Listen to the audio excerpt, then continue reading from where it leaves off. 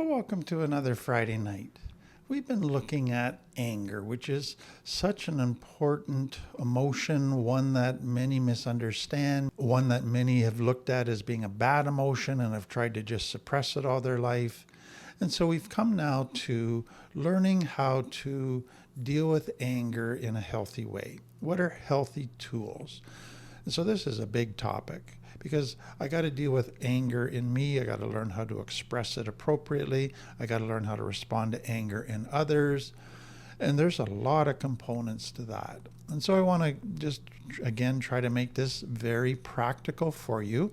And so for today, I want you to understand that a lot of people once they realize they have anger issues, they just think, make it go away. So make it so that I never get to that heat of the moment where I erupt, where I express anger in hurtful ways. We got to learn tools to do that.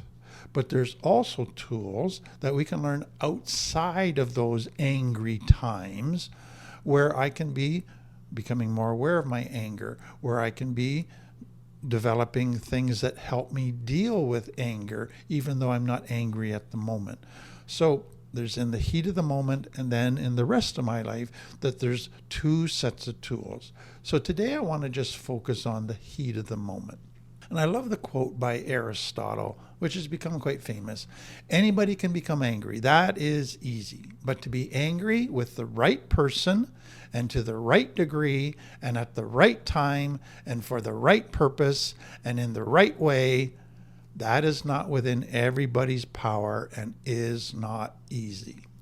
So there's 5 skill sets that we have to learn, and those are some of the hardest to learn, but very, very important because it's often through the anger misuse that we do so much damage to those that we love. So here's a basic diagram that will help us. So you have the event, but it's not just the event, it's your perception of the event. And that then triggers your anger.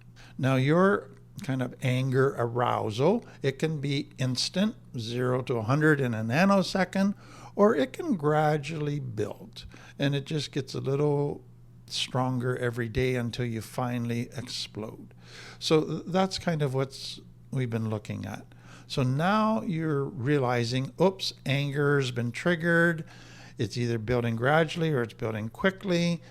Now what do I do about it? So now you have to process, why am I angry? What's this emotion trying to tell me? What's going on below the surface that's causing this anger? So to process it properly, there's this surge, 0 to 100 for many people, that doesn't leave you a lot of time to process. So you got to develop tools or skills to bite your tongue initially. Then that involves you got to de-escalate, because once the surge happens, you're into your limbic brain, you're into your sympathetic vagal state, and you want to get back to your cortex, you want to get back to your ventral vagal state. So you need tools to bite your tongue, tools to de-escalate, then tools to figure out what is going on. And then you get to a point where you go, do I let go of this or do I confront? What do I do next is the next thing. So that's the big picture. So when we come to this in the heat of the moment, the big picture to me is you're making a choice to act differently in a nanosecond. So when you had that anger surge and the cortisol came in and you went from 0 to 100 in a nanosecond, it created this powerful pull on you to go to old patterns, to lash out, to say something hurtful, disrespectful, to isolate, to feel sorry for yourself, to feel self-righteous, to judge everybody. It was a powerful, powerful pull. Now, in that nanosecond, you're developing tools to resist that pull, to de-escalate that cortisol surge so that you can think it through properly. Now, I hope you can realize that this is not easy to master. time. I don't think I know anybody that's mastered this on the first time. You're going to learn this very gradually, piece by piece, and through failure. Oh man, I gave into it here. What could I have done differently? And gradually you begin to learn how to manage that surge in the heat of the moment. So another quote from Seneca this time, another ancient person: anger, if not restrained, is frequently more hurtful to us than the injury that provokes us. In other words, we're in pain that caused the anger, but often our response to it is even more damaging. It does even more damage. So bite your tongue. Don't give in to the pull. Resist the pull. Bite your tongue. Because often what I want you to see is when that surge takes place, it gets you to basically overstep all kinds of internal boundaries that you've had before. So you've had internal boundaries around respecting other people, treating people kindly, treating people with compassion and love. When you're angry, you want to forget all those internal boundaries and you want to disrespect people. You want to lash out at people. So it creates this surge that makes you want to forget all of the boundaries that you live by that are healthy. And you want to justify going to unloving behaviors. So biting your tongue is so important. My first response in resisting violating the boundaries, giving into the surge, the pull of the surge. So biting my tongue is not stuffing permanently. Biting my tongue is recognizing that I'm in anger, which means I am in my sympathetic state. I'm in my limbic brain, and in my sympathetic state, I tend to create a story that suits the emotions. It's not an accurate story, but it feels right. It's emotional reasoning. And that distortion then makes me able to justify acting out in hurtful ways. So biting my tongue is saying, I am going to not respond to this anger temporarily until I deal with my internal world, which is right now not in a healthy place. Once I get it back to a healthy place, then I can respond to this anger in a healthy way. So for some people, to bite your tongue, they can do that in the presence of the person that's caused the anger. But for others, it's like, I got to get out of the room. Because if I'm still in their presence, I am not going to be able to resist the urge to say something. I'm not going to be able to bite my tongue after a while. And so you might have to say to the other person, I have to just step out for a while because I'm not in a good place. I'm afraid I'm going to say something I'm going to regret. So give me 10 minutes, give me an hour, whatever. Then you might need to go for a walk. Just get some of this energy that's there. Get out, shake, run, do something that just lets that energy be released. Then talk to yourself or talk to a friend that can help calm you down, be a co-regulator to you, that can help you then start processing. Do breathing exercises, grounding exercises. So always understand this. There's something in you that doesn't want to bite your tongue. There's something in you that wants to say certain things. The reason is because if you say some things, it's going to make you feel better in the moment. You're going to, like, you hurt that person back after they hurt you. You establish that you're on the moral high ground, whatever. It might make you feel better in the moment, but afterwards, you're going to feel worse. Okay, so once we've started to calm down, now we're able to start to process from our cortex. And we're really wanting to see the situation accurately, to understand exactly what's going on. That's the only way I can really understand my anger, what's causing it, what needs to change, what my actions need to be. So you might initially need to talk to a therapist, a wise friend about this to help you begin to process your anger accurately. Because what you find is that often in the early days when you go to process your anger, you only see it through still tunnel vision, through a very narrow lens. You don't see all the other options or contributors that could be there. You only see certain options, and they tend to favor you. So that's where you often need a more objective, wise person with experience who can help you see a bigger picture of what might be going on. So where I want to begin is I want to get to what is causing my anger. Is it a hurt? Is it an underlying trigger, an old wound that has been triggered that is causing my anger? Is it a violation of love? That's part of a hurt. Is it unrealistic expectations on my part? And so then I go to, what were my expectations? What was I expecting in this situation? That is very important for me. And then I look at it through the lens of boundaries. What boundary was crossed in my mind that caused me to feel anger? And was that a violation of a healthy boundary? Then, was this just a misunderstanding? Was this just two limited humans trying to do a relationship and there was a misunderstanding? And then I look at it through the lens of, am I feeling unsafe? Now, I might be feeling unsafe, but is there evidence that I am unsafe? Okay, so I'm looking at it through the lens of safety. And then where I'm leading all of this to is, whenever there's anger, there could be 100% their part, but it could be 100% my part, or it could be a blend. Some of it's their part, some of it's my part. I want to get to a place where I can begin to see, is it my part, their part, is it all me, is it all them? That is really important.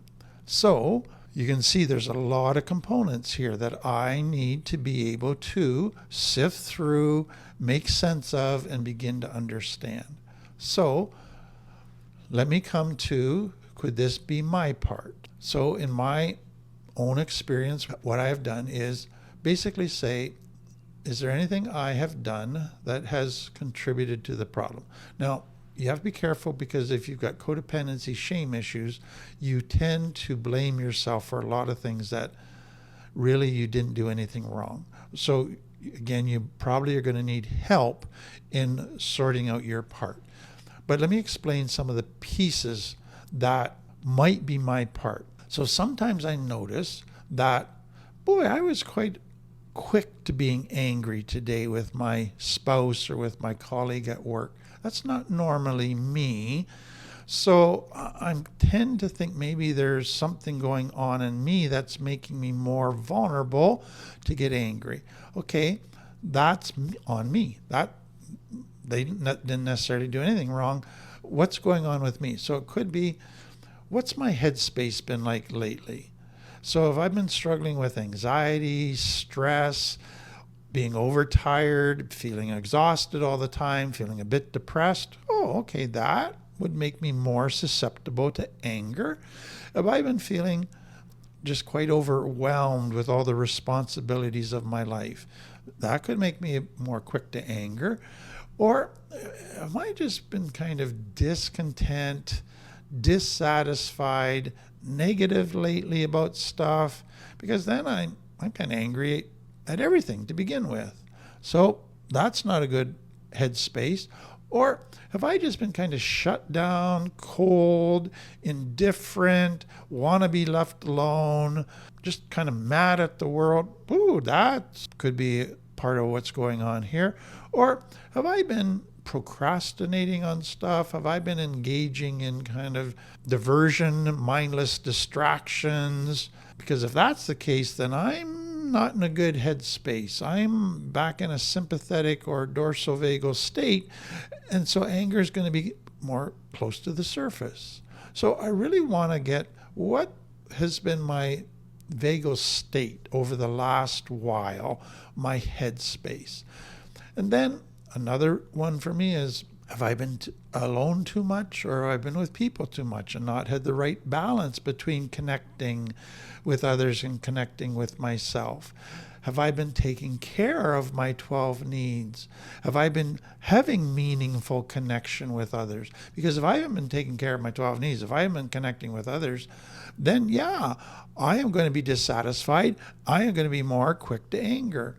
I really want to get to, usually anger is, there's a hurt under the anger. What is the hurt? And so what I tend to do with that is two things. I first go, do I remember a time in my childhood or earlier life where something similar to what happened today happened?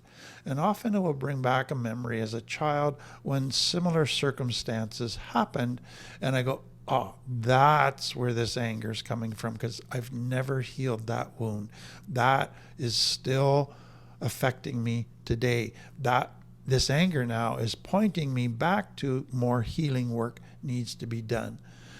The other thing that I sometimes do is go, okay, when I think back to that situation and I think of what's happening today and this anger that I'm feeling, what am I feeling in my body?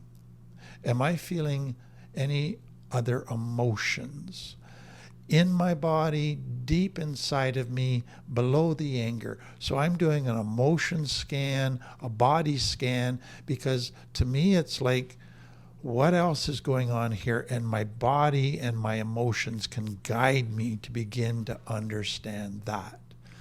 And then what I want to get to is, okay, what were my expectations here? So if I'm really angry at myself, what were my expectations of myself? Well, was I be perfect, never fail, always be productive, always be in control, work harder than everybody else, fix every problem? Well, that's unrealistic. No wonder I'm angry at myself. Okay, what were my expectations of others if I'm angry at my partner or my kids or somebody at work? Well, I was expecting them to read my mind. I was expecting them to move faster, to do everything perfectly, to do everything immediately, to never make a mistake, to be reliable according to my expectations, to never disappoint me. Well, that would mean they have to be superhuman. No, they can't do that. That's unrealistic. Okay, so I was raising my expectations of others because I was in need or I was hurting, and because those people didn't read my mind, those people didn't respond perfectly to my need, now I'm angry at them. That is on me. Another thing that I then ask myself, and this again is trying to look at this from another angle, is if I'm angry at somebody, what has my relationship been like with them lately? Because sometimes if that relationship is starting to go downhill and there hasn't been connection, we're drifting apart, then I tend to get more negative towards them. Then I tend to lose respect for them. Then I tend to get more angry at them. And so what's the nature of the relationship with this person over the last month, the last 6 months, the last year? That will give me some insight into, is this anger about an actual event today, or is this anger partly because we're just drifting apart and I'm losing respect for this person? So be aware that as you start processing this anger and why I have this anger, and you go into, well, they violated love, they disrespected me, or they didn't hear me, they didn't try to understand my point of view, all of those violations of love, that can re-escalate your anger. So then you got to calm yourself down again. So this can be a really slow, messy process. And that leads to the next thing. Understand that sometimes you can process your anger and figure it out within a few minutes. But I've had some anger that's taken me several days, even weeks, before I begun to figure it out. So don't set an unrealistic timeline on how quickly you're going to figure it out. The next thing that I want you to be aware of is there's a difference between processing your anger so that you can figure it out, so that you can heal, so that you can make good decisions to resolve your anger, to obsessing about the problem. Obsession It looks like you're trying to figure it out, but what you're doing is you're just stewing in it. You're replaying it so that you can become more bitter, so that you can justify a resentment, so that you can justify revenge. They look the same, but they're entirely different. Now, what is tricky is that some people, once they begin processing their anger, they can slip into obsession without even realizing it. So be aware of that line where you cross from healthy to unhealthy. So the bottom line is, once you've done all of this, you begin to sort out, is this 100% me? That's just my stuff and I need to let it go and I just need to work on me. Or is this 100% them? They were rude, they were disrespectful, and I need to deal with it. I either set a boundary, confront them, move them out of my life, whatever. Or was this a combination? And then what do I need to do with that? And we're going to get into that next time. But I hope that's some helpful tools to get you started on that surge, the anger, now what? And you begin to start the dealing with it and processing of it. So if it was helpful, please like, subscribe, make a comment, share it with somebody. We really appreciate it. It helps the algorithm. Have a great day. Thank you very much.